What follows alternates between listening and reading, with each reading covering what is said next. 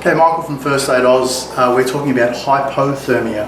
So hypothermia, as to be distinct from hyperthermia, refers to the body's decrease in core temperature. So usually caused by a prolonged exposure to cold temperatures.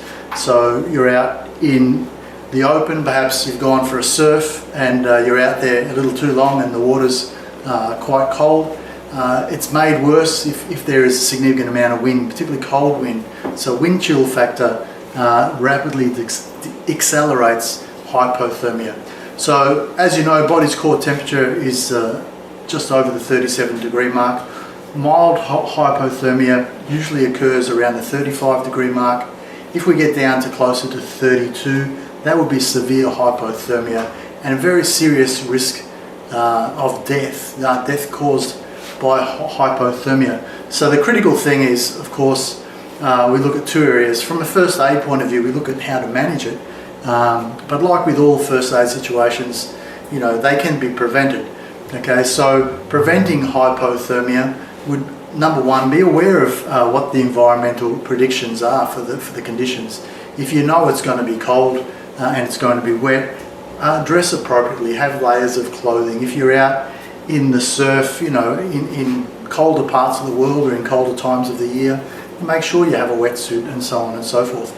Make sure that you have somewhere you can shelter. So if you're out in the open, you know, you could jump back in the car, or you've got a cabin close by or something.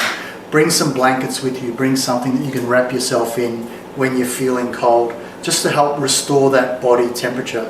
And that's the key for handling hypothermia, is to prevent the continued loss of your core body temperature. So how do you know?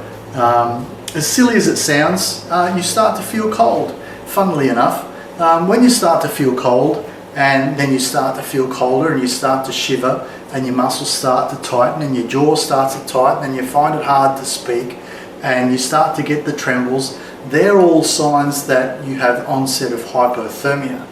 So prolonged exposure to cold beyond that point is only going to make it worse. So when you feel those symptoms and when you see your skin starting to go pale or starting to go purple, that's the time to get yourself out of the cold, dry yourself off as much as possible, wrap yourself in a warm blanket, get yourself in an area where you're not exposed to wind, okay? Because they're the things that are going to make hypothermia worse, progress to a state where you can perhaps become short of breath, you can perhaps lapse into unconsciousness, you can go into a coma and you can die. And they're things we want to avoid as much as possible. So the best way to avoid those things is recognize the signs early.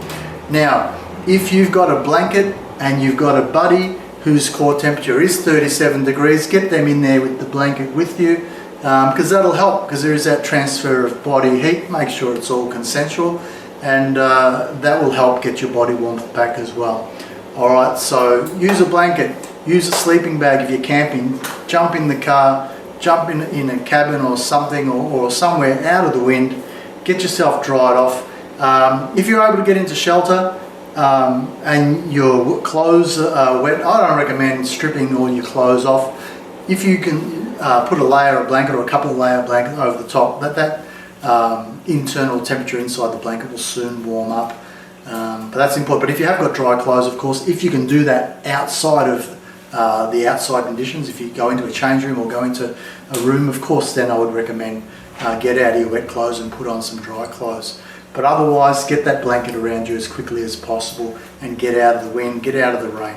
Okay, because that's the most serious risk of hypothermia, is prolonged exposure to cold, whether you're in the snow, obviously that's an obvious one, whether you're at the beach, they're the two most common places that hypothermia takes place, or if you're out hiking in cold areas and you get wet and you aren't able to get shelter from that cold and the wind.